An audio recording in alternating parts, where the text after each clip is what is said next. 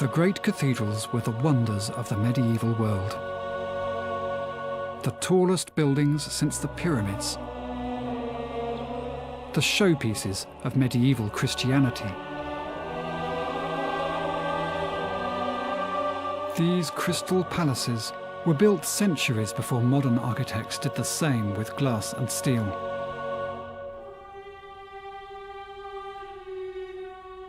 Yet they were built at a time when most of us lived in wooden hovels, and with little more than hammers and chisels, ropes and pulleys.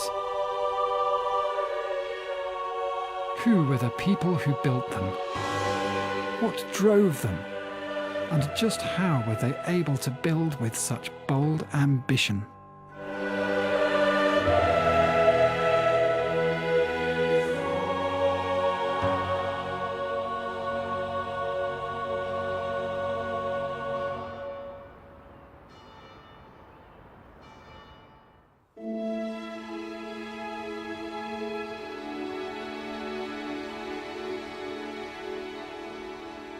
The great cathedrals embodied the highest aspiration of the medieval age, to represent heaven on earth.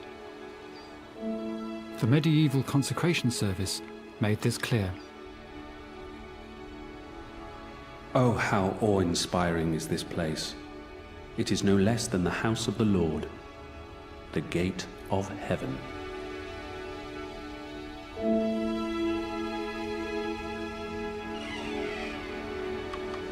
For the medieval imagination, just about everything in existence had symbolic value. Just as creation was a book written by God, so what man did should be an image of that divine order. For medieval thinkers, cathedrals were rich in spiritual meaning. The height representeth courage, the long length of the nave long-suffering, the breadth is Christian charity. As the stones of the wall would have no stability without mortar, so man cannot be set in the walls of the heavenly Jerusalem without love, which the Holy Spirit brings. But the medieval English cathedrals that stand today were born not of love, but war.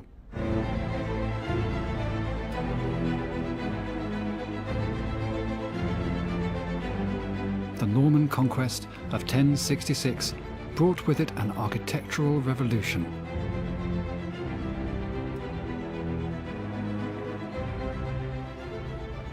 From the outset, it was clear that the new cathedrals were not only about the power of God, they were also about the power of the invaders.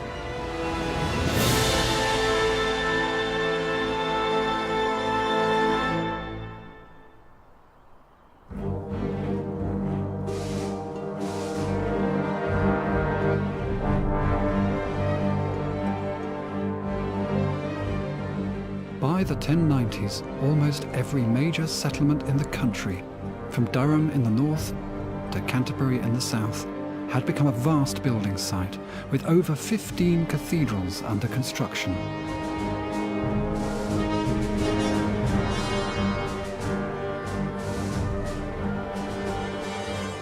Here in Norwich, the Normans obliterated the ancient marketplace, houses and churches. Instead, they built a castle and a cathedral, twin pillars of the invaders' might.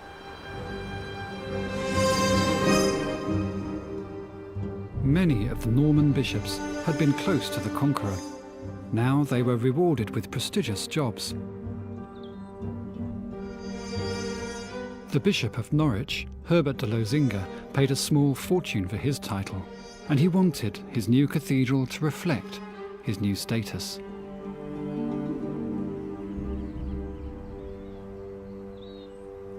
It was here that Bishop Herbert built himself a mighty palace right next to the construction site. From here, he could oversee building works on this enormous project. The building of a cathedral in the 11th century was a colossal undertaking. All around me here would have been perhaps a couple of hundred people working in what would have looked like a small town.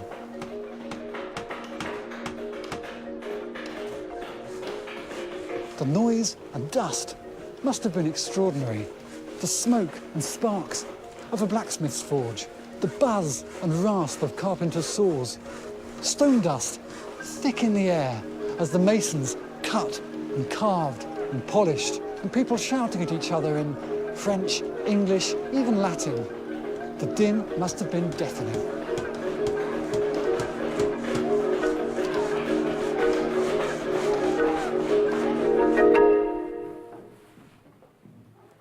Stage 1 was to lay the foundations. We're actually under the east end of Norwich Cathedral. This is where construction of the church itself started. Firstly, they would have to dig foundation trenches within which they would put the local stone, and the local stone in Norfolk is flint. Because they're using small flints, they would use very large quantities of burnt lime. There's a lot of chalk in Norfolk. They can burn the chalk to make lime and mixing it with water and sand to create a mortar to hold the whole wall together. In order to get it as true as possible, because they're building in flint, will be built between shutters, wooden panels, if you like, which would be put in at a height of about 1/3 of a metre or thereabouts. You can see that surviving in the walls because the smoothness of the walls, particularly here, can only be attributed to the fact that the panelling, the shuttering was there as part of that construction process. Building usually started at the east end, where Mass was celebrated. When that was finished, the church could be consecrated and put to use, followed by the transepts, running north to south. The nave and the side aisles would follow.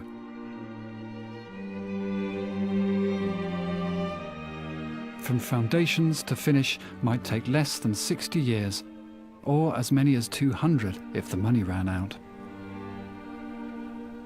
It's a bit of a myth that the medieval cathedrals somehow designed themselves in a great communal outburst of religious energy without the help of what we would call an architect. In fact, he may not have been called an architect, but to create a structure of this ambition, you needed a man with skill, vision, and expertise, a man who knew what he was doing.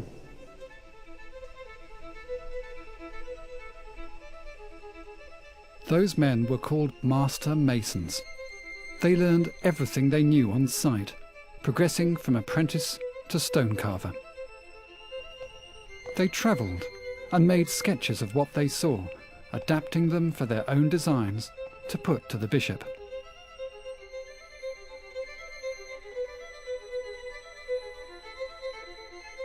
Very few medieval masons' plans or notebooks survive. Those that do show they knew geometry, not the theory that we understand today, but a geometry based on the complex manipulation of squares, circles and triangles to produce shapes and patterns in regular proportions.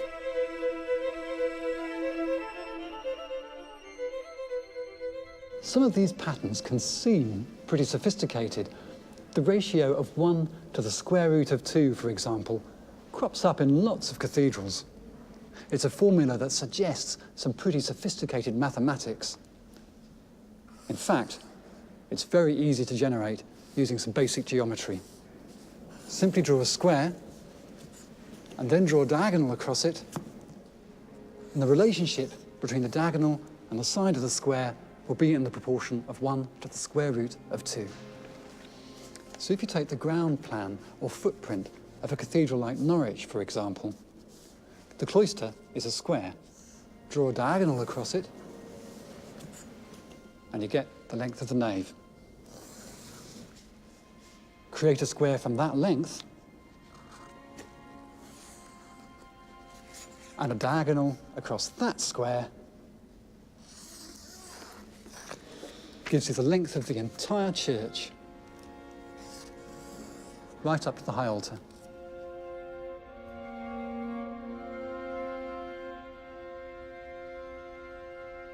Proportion, ratio, symmetry. To the medieval mind, these were spiritual qualities.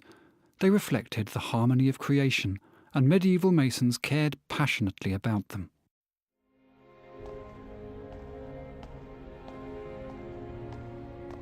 Some have claimed to spot mysterious messages and codes in the dimensions of medieval cathedrals. The number 144, for example, which refers to the number of those who will be saved in the book of Revelation. All kinds of numbers that occur in the Bible pop up from time to time in cathedral architecture. These are mostly the ideas of churchmen. Much more common are the basic geometrical principles followed by the master masons. With a square and a circle and a diagonal, you can generate an entire cathedral.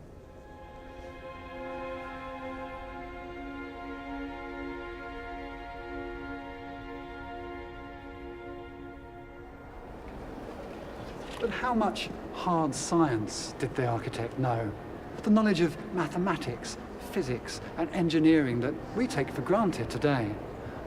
These are the things that would make a building like this stand up or fall down.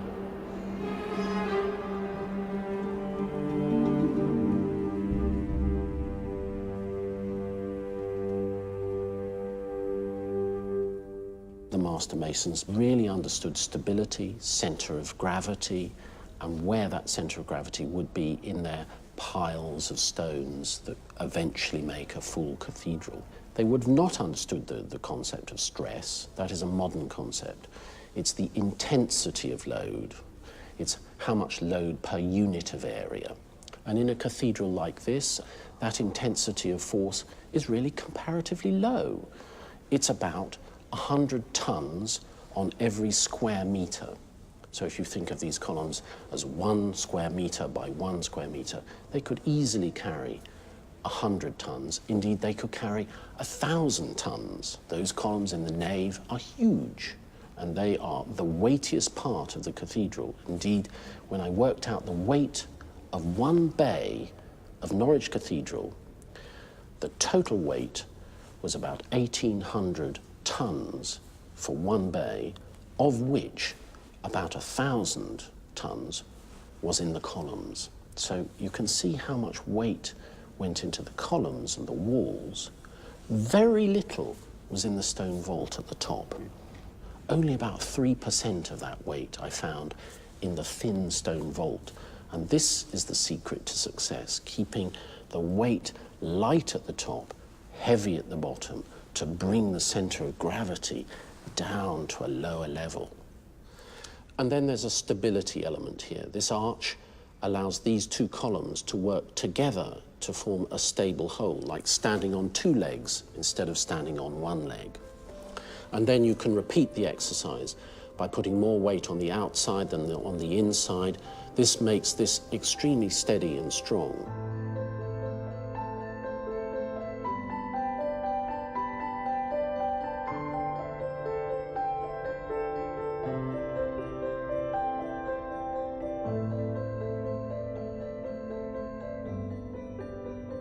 I think it's possible to devise a kind of set of rules by which the stonemasons would have worked.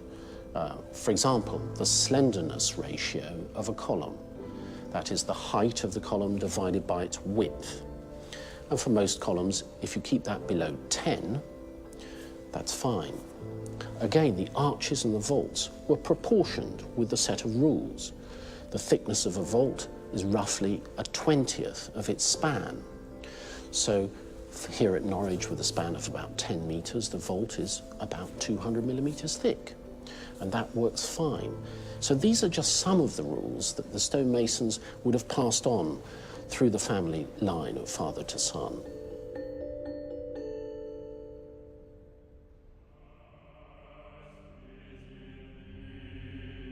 Worshipping in churches built partly by rule of thumb wasn't without the odd anxiety.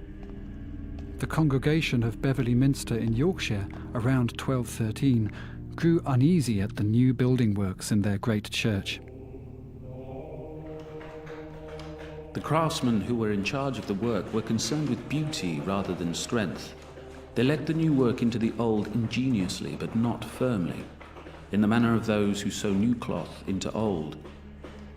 At last it came about that from fear, a great part of the clergy and people refused to enter the church. And there were occasional disasters. The central tower at Winchester Cathedral fell in 1107. One of the west towers at Gloucester collapsed in the later 12th century. At Norwich, the spire blew down in 1362. Many problems came from poor foundations, which caused the stones to slowly shift and crack. Most people now think that the cathedrals were actually heavily over-engineered, and you could take quite a lot of stonework away from these buildings without them falling down.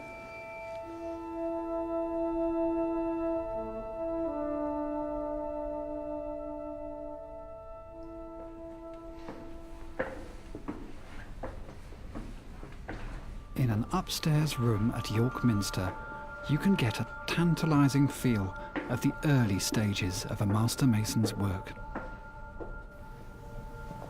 This is a very, very special place. These are the living quarters and the workshop of one of the top master masons in the country, the man who designed York Minster. Here, he might have come up with some of his best design ideas, perhaps sitting on his private toilet, which still exists over there. But it's not just a place for thinking and sleeping and eating. Here is his drawing board. His drawing board is the floor, and scribed on it are the individual lines, individual pieces of stone. And all around us are similar patterns, which over the years might have become quite a headache to work with.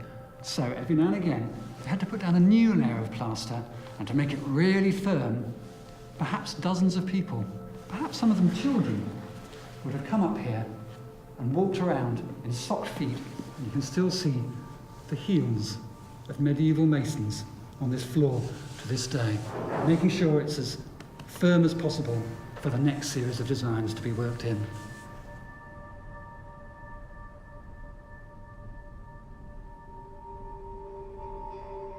There's a feel of the Mary Celeste about these marks, as if the master mason had just gone off for lunch. And the windows, built from this design, are still there, just a few feet away at the east end of the minster. The next task for the master mason was to choose the stone, up to 80,000 tons of it, dragged to the site by ox and cart, or floated downriver on barges from the quarries. This quarry supplies stone for Lincoln Cathedral. It was a matter of bars, wedges, horses, carts, quite a labour-intensive process. They're naturally bedded. You can just see one going through there. Oh, I see that flat line. And there'll be another one down here and down here. So you've got 3 different beds. And they knew that, medieval masons knew the best stone. The best stone was the silver bed, which was the top one. The silver bed was top quality carving for your carvings, your caps, your angels, your grotesques. The next one was the lower silver, which was still nice to work, but a little bit softer, and then the red bed. They all had their individual usage. Well, these are going to end up as beautiful carvings. You've got to have some pretty strict quality control, I imagine. You have, even from the early stages of quarrying the block. If you see quite a few natural cracks in that, it is put to a waste pile. The quarrymen were quite good at their job, because they wouldn't go to the trouble of getting it out if it wasn't any good anyway. But also, the final say was the master mason. It was hard labour, and especially all that work you went into to get them blocks out and then realise it had a crack in it. You know, it must have been so frustrating, so I do take my hat off to him. The master mason then hired a team of stonemasons to work the roughly cut blocks. They followed templates made from his designs. The templates apply to the outside of a block of stone, and they guide the masons. They show the masons what shape the stone should be, and if they follow the instructions on the templates and they follow the shape of it, they will end up with a block that's cut to the correct size. You may need several templates for one stone, depending on its complexity. If it's a very complex piece of tracery, for instance, or a springing stone, you would need a section mould, which would go on the side, that would give you the profile, a bed mould that would go to the top and apply to the bottom, probably 2 different moulds for that. And then you'd have to have a face mould that would show you the shape of the stone when viewed from the front, and any lines of moulding that are on there. It's almost like dressmaking. It's the same principle.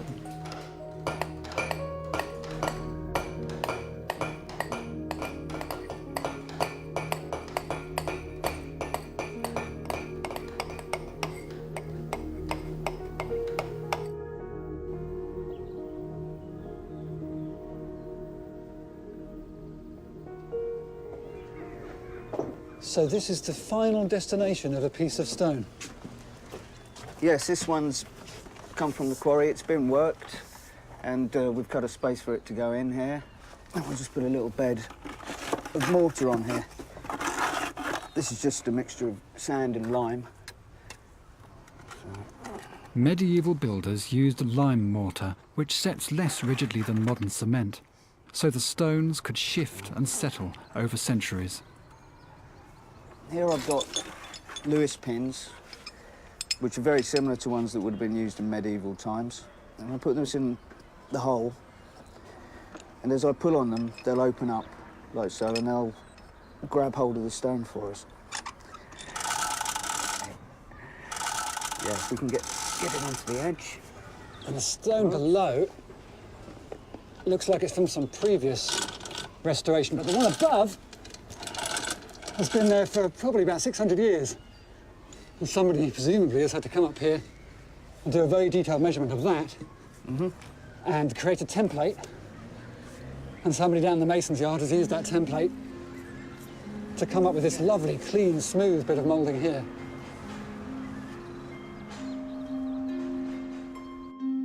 In cathedral building, ancient craft met modern assembly line. Each stone, individually designed and carved, then repeated to create symmetry and pattern. At Durham, the master mason prescribed the precise size and quantity of blocks he would need to build the church.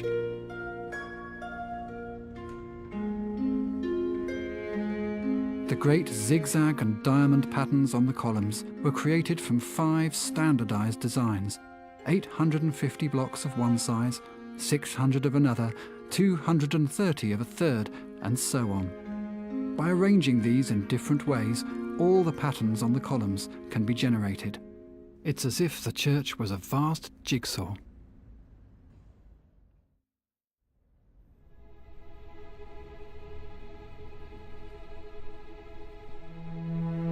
The building of a cathedral tested the skills and ingenuity of the cathedral builders to the limit. Yet, the ideas and methods that they used had barely changed since Roman times. In fact, the style they built in the early period is called Romanesque. It's based on the kind of arch that the Romans used, the round arch. The shape was always based on a circle, often a full semicircle, sometimes a section of one, or with the curve slightly distorted. It was simple, but limited. Arches in a style known as Romanesque can be sturdy, even chunky. A whole building made of these arches has a muscular, powerful effect. But in the middle of the 12th century came an idea that would change all this, a revolution in design and construction that would raise cathedral building to new levels of sophistication. It was a style that would become known as Gothic.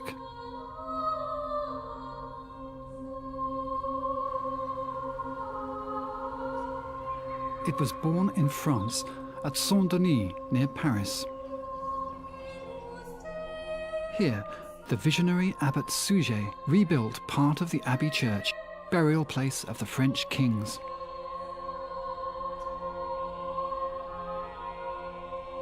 He was using a new kind of arch.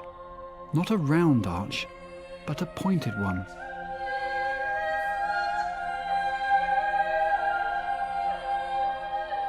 But his aims went beyond this. For Abbot Suger had a vision. He wasn't simply after something bigger and grander. He had a theological rationale for his new design. It was a theology of light.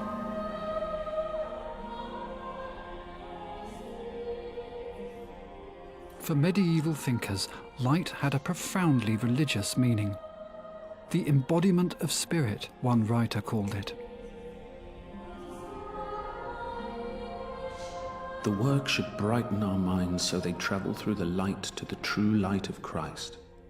In seeing this light, the dull mind is resurrected from darkness. Abbot Suger and his unnamed master mason had glimpsed the possibilities of the pointed arch. It's both stronger and more flexible than a round one.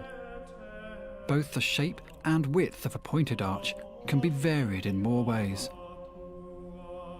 And the weight of a building naturally moves downwards and outwards in a shallow curve closer to that of a pointed than a round arch. This simple difference was to change the entire way cathedrals were conceived, designed, and built.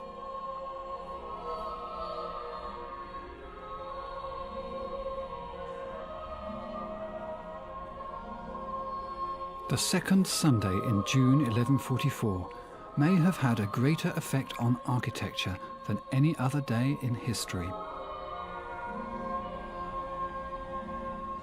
At the dedication service, bishops from all over Europe gathered at Saint-Denis to witness a building designed to evoke the experience of heaven more completely than anything before it. The bishops were awestruck. They had seen the future. There was one dissenting voice. The monk Bernard of Clairvaux saw in such splendour nothing but worldly distraction. O vanity of vanities, but more folly than vanity. Every part of the church shines, but the poor man is hungry. The walls are clothed in gold, while the children of the church remain naked. But such asceticism was out of step with what the mighty bishops wanted. England was the first country outside France to take up the new style. Lords and bishops had estates in France, and French was the language at court. When fire devastated the east end of Canterbury Cathedral, the most important church in the country, the monks here saw their chance. The man in the 1170s chosen to be the new master mason was significantly a man who had worked for years in France. His name was William of Sens. His task, to create one of England's first Gothic cathedrals. The Gothic style started a push to build higher. It would place new demands on the unsung heroes of cathedral building, the carpenters. They built scaffolding and the timber frames around which entire sections of a cathedral were built, including the arches themselves. We start off with a wooden centering, which we put in here. Then we just start off down the bottom of the arch, building the stones up either side. They're built on little pads which space it out nicely to give it a nice joint. And then once you've got to the top, you can put in the keystones and they'll wedge it all into place so that it won't move. After that, we pour lead into Y-shaped grooves that run down in between each of the stones, and that makes it even more solid. And then we finish off by putting mortar into the joints, pointing it up. So putting up this wall is the final stage of the process? Yes, once the wall's up around it, we can take the centering out and the arch will support itself. And putting up arches like this is the basic building block of creating a cathedral. Yeah, very much so. You can create very large spaces inside the building with much bigger arches than this. And it's the same technique that the medieval masons would have used.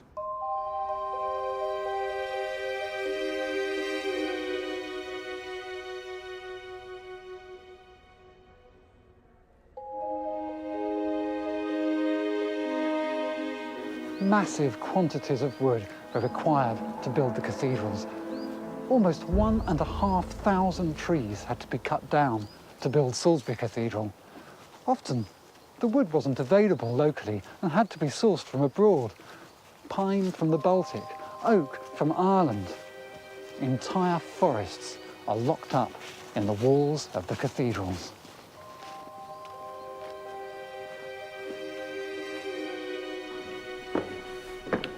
And to get the great wooden beams and pieces of stone up from ground level, masons and carpenters used ropes, winches, pulleys, ladders, and the big Bertha of them all. This is the windlass that the masons would have used to lift enormous blocks of stone to the upper levels of their construction site. By holding one of these pegs and turning this great wooden wheel, a mason could lift more than 10 times his own weight. As the wheel turned, this timber beam turned. And down here, you can see the gouge marks made by the ropes as they lifted the stones. It was a precarious and a dangerous business. This strange little carving shows a mason falling from the upper levels of the building. We don't know exactly what happened to him, but we do know what happened to William of Sens at Canterbury. Some years into the project, he was working 50 feet above the floor, up among the roof timbers. Suddenly the beams broke under his feet, and he fell to the ground, stones and timbers accompanying his fall. Sorely bruised by the blows of the beams and the stones, he was rendered helpless, alike to himself and for the work. William was paralysed and had to return to France. But Gothic was here to stay. No one had seen anything like this before. The lavish use of polished stone, the vast expanses of jewel-like glass. This new East End was 4 meters higher than its predecessor and 1/3 longer. But what was really revolutionary about it was the use it made of the pointed arch. This gave the interior a kind of tense harmony that was novel, modern, almost shocking.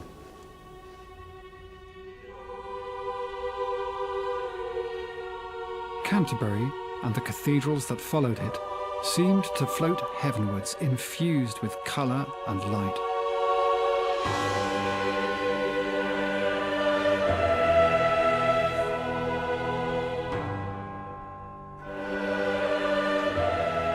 Within a generation of Gothic appearing in Britain, it had developed into an innovative native style.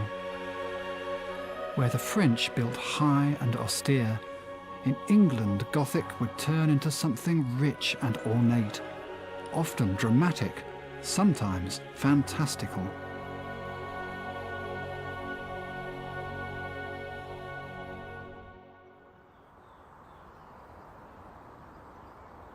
At the cathedral in Wells, the Gothic style came to be used in a wholly new way.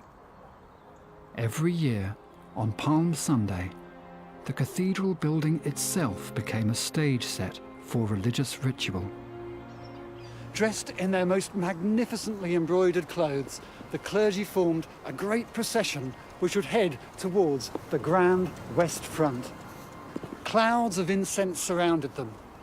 They were about to take part in a piece of sacred theatre, reenacting Christ's entry into Jerusalem.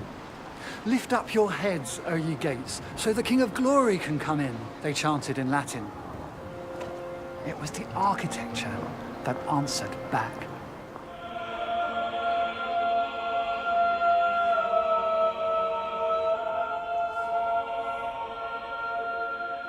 For behind the west front, with its 176 life-sized painted statues, the builders had created a space for a hidden choir. The statues seemed to sing out the response across the cathedral close.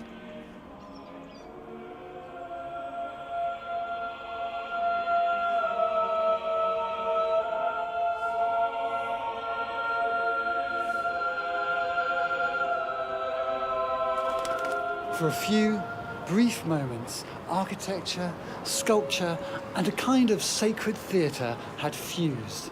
And this church in the English West Country had become Jerusalem itself.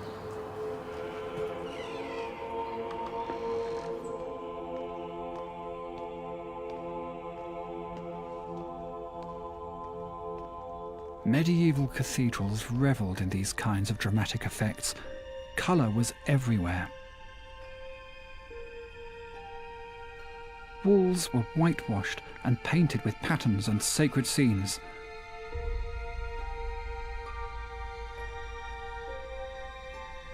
Carvings brought to life with paint.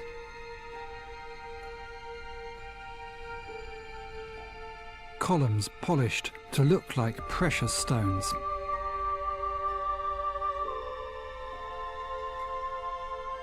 And perhaps the key innovation of Gothic, huge windows to allow the light of God to pour in.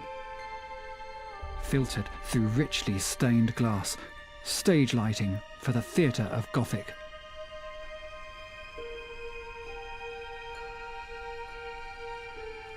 The spectacular east window of York Minster was designed by John Thornton of Coventry in the 15th century. It tells the story of the creation and the end of the world. Today, it's under repair, the conservators using much the same techniques as the medieval glaziers. The starting point is a cartoon. The artist not only needs to draw in the detail on a plan or a cartoon, but also needs to tell the glass cutter where to cut the glass.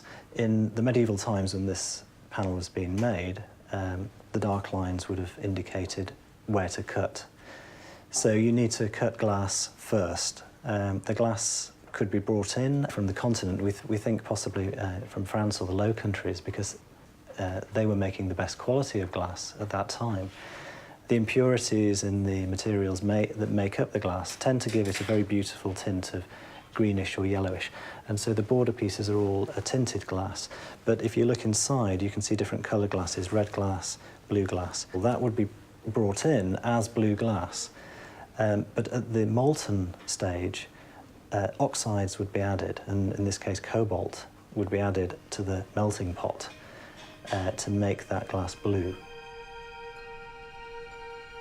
The rough shapes would have been laid out and then finely glazed by just nibbling away at the edges with the bar. Once the glass was then laid on the sheet, the painter could begin the work.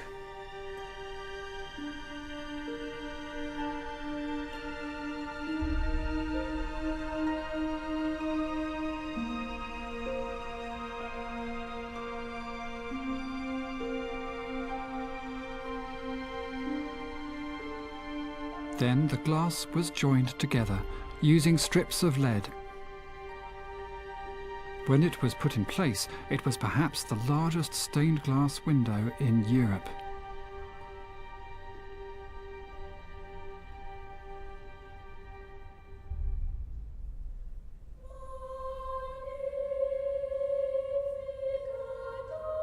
Gothic and stained glass made a perfect marriage. Cathedral builders vied to make ever larger windows, to make wall spaces ever smaller. Some buildings became mere skeletons of stone. But these structures, with their great roofs and ceilings, pushed outwards as well as downwards.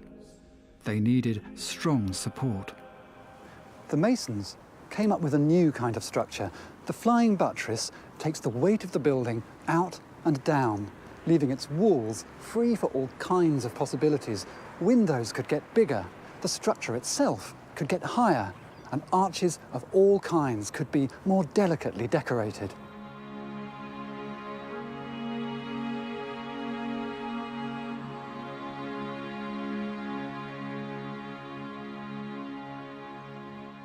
the flying buttress siphoned off the weight from the walls of the nave, leapfrogging the side aisles as it did so.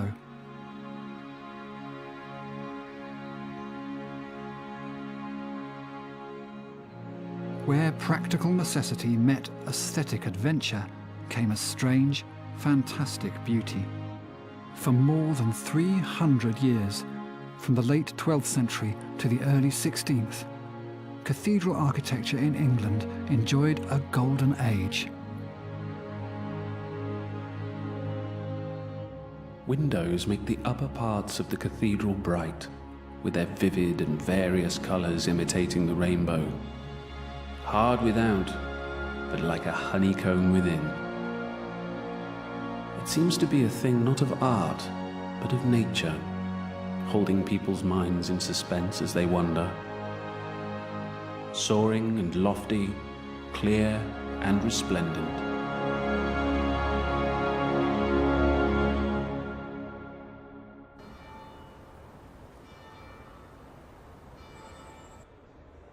The last part of a cathedral to be built was the stone ceiling under the roof level, known as a vault. Here at Gloucester, you can see how as masons grew bolder, their vaults became ever more ambitious. The great breakthrough came with the invention of the rib vault. These small diagonal arches made it possible to build vaults that were bigger and higher. Though at first they were built to strengthen the vault and hide ugly joins, in the 13th century masons began to exploit the purely decorative effects of these ribs. They add these diagonal ribs, which are called tiercerons, that are much more decorative, simply about making patterns. Soon you're in what we call the decorated style. You're heading through the 14th century, and people start to get really carried away. They add little short ribs, which are just there to make three-dimensional patterns on a curved stone roof.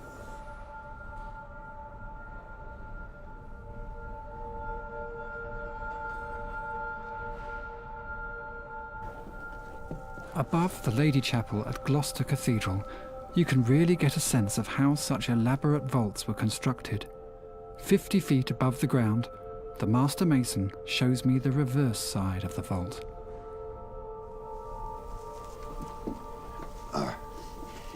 Okay, so we are on top of the Lady Chapel here, and we are going to climb over this vault, so we will have a good view on the structure. You have a volume of space to cover with a particular ceiling, which in that case is a Gothic vault, a rib vault. So first you fill that space with a scaffolding frame made of wood. You position wood arches, wood centering, which are just underneath, will be just underneath the stone ribs, and will support all the individual stones constituting the stone ribs. And as you can see here, you've got the main arch, the main ribs, and they are all good solid stone. But you see that funny looking stone in between, that's tufa. Is something which is very, very light, spongy and very light. It's a material which is probably less than half the weight of normal stone. You can extract it quarry it in the field with a shovel. When it's fresh, it's extraordinarily soft, but then it will expose to the air, it will harden very quickly. And you can see all the tool marks, the double-edged axe tool marks, which was the primary tool of the medieval mason to produce quickly a unit of stone. So he was standing there, and he started at that corner, and he came down. There are the typical radiating marks of the double-edged axe, and going down that way.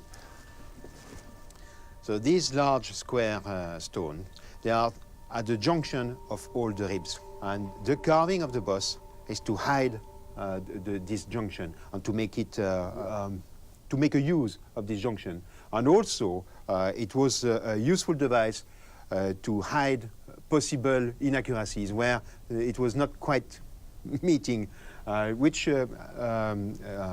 was occurring from time to time.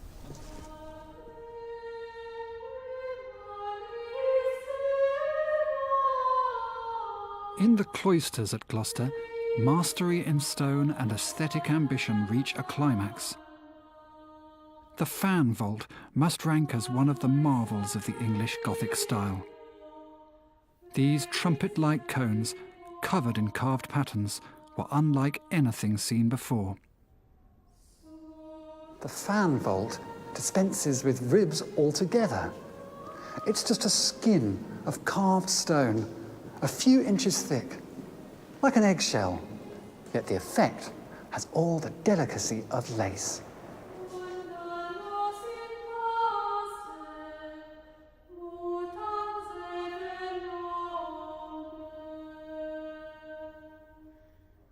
It was a kind of eureka moment for the medieval masons. Instead of ribs, they simply built a smooth, curved surface, spreading out evenly in all directions like an inverted dome.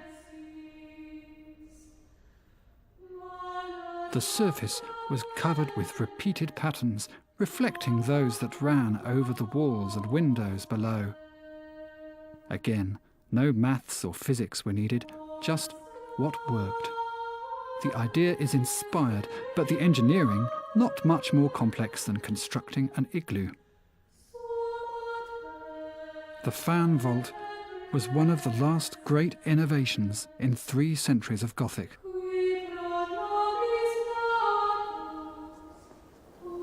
Growing technical sophistication fed a demand for more elaborate architecture. Patrons wanted more of everything. More variety, richer patterns, more fantastic designs, and more breathtaking architectural effects.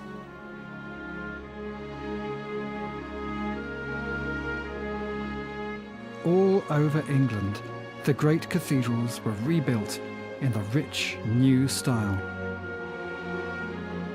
From the soaring nave of Canterbury to the elegant choir at Salisbury and the luminous stained glass of York.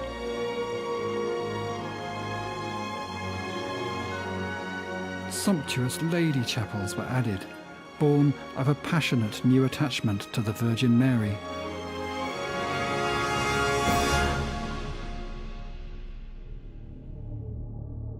But there was a price to be paid for such ambition.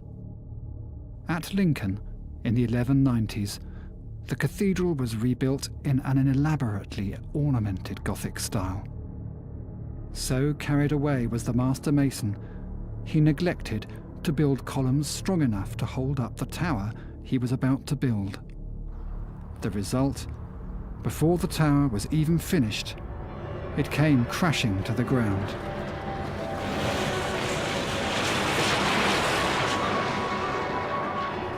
Yet medieval masons were good at turning disaster into triumph. The central tower of Wells Cathedral also showed signs of imminent collapse in the 14th century. The masons came up with an astonishing solution.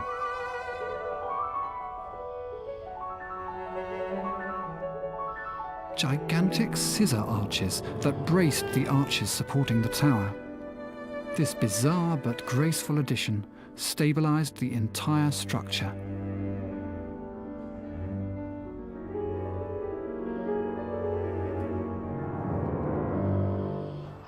But the most innovative response to calamity happened 200 miles to the east. On the 12th of February in 1322, the monks of Ely Cathedral had just sung matins.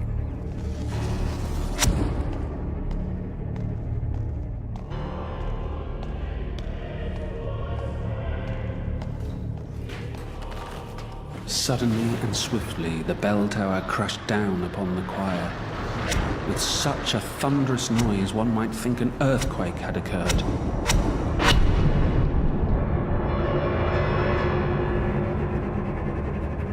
The fall devastated the central part of the cathedral and plunged the senior monk, Alan of Walsingham, into despair.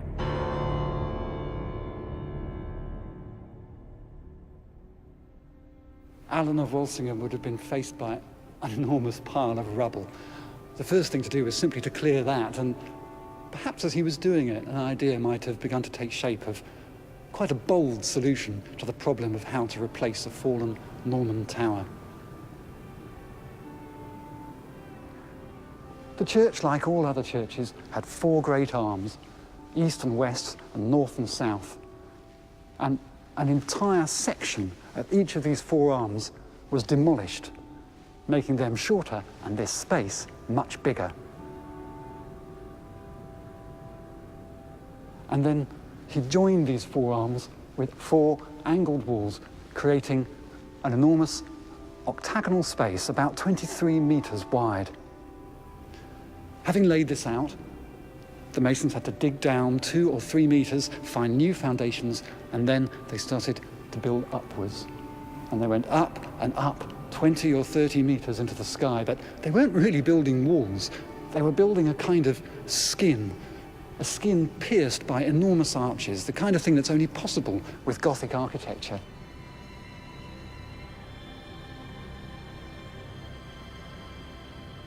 And when he'd finished, he had an octagon of stone, and the question was what to put on top of it.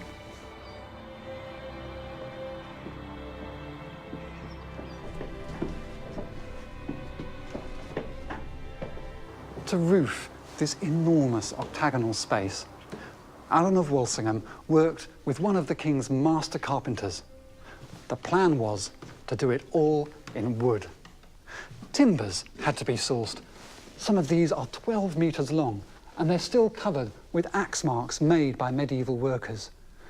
Between them, they devised an ingenious wooden framework, a colossal structure which literally sits on top of the stone sheath of walls they'd already created and rises up from it, going higher and higher so that it suspends a great wooden vault which from underneath looks as if it's almost weightless.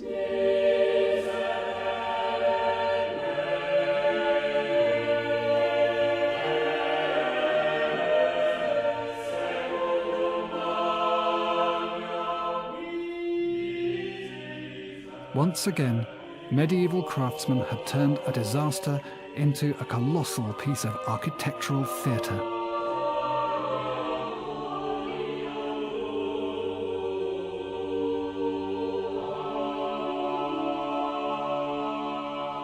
Of all the spine-tingling moments of the medieval cathedrals, this has to be the tops. All the lines of this enormous octagonal space rise up and converge, and just when you think they're going to join, they stop and go up again into a cage of coloured light. And right at the top, at the heart of it all, is a beautiful carving of Christ in majesty.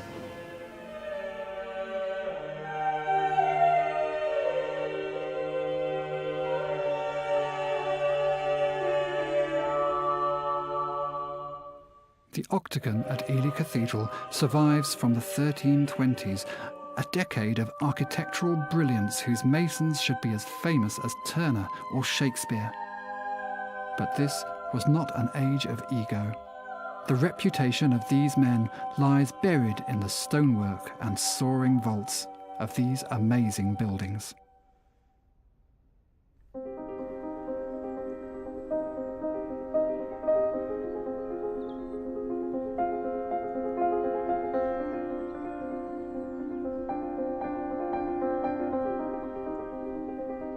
The cathedrals today are a journey through time, not a moment in time.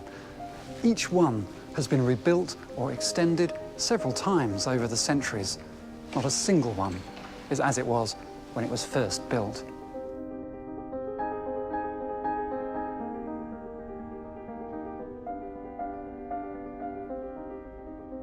To walk through an English cathedral is to walk through the history of England and its architecture. Here at Ely, for example, the great round arches of the nave with their massive pillars date back to the conquering Normans. Walk on, and you enter the 13th century and the pointed arches of Gothic. Further still, and you get to the very end of the medieval era with its passion for carving that looks less like stone than crystallized foam.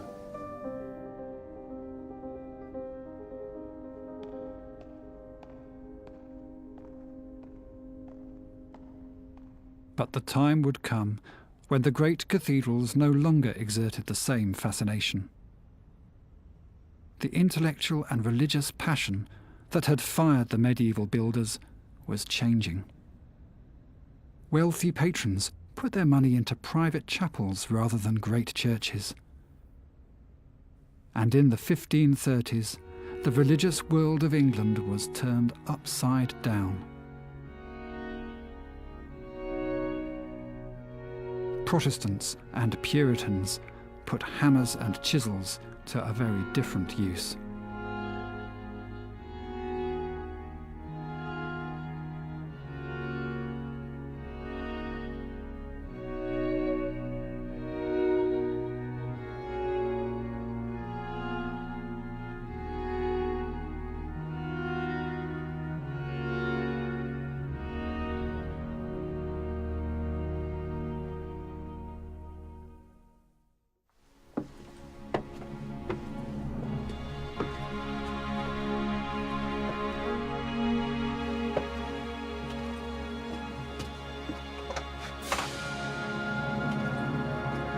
But the splendour of the great cathedrals, the commitment and skill of the people who created them, these remain reminders of a glorious ambition to realise the vision of the Book of Revelation, to build heaven on earth.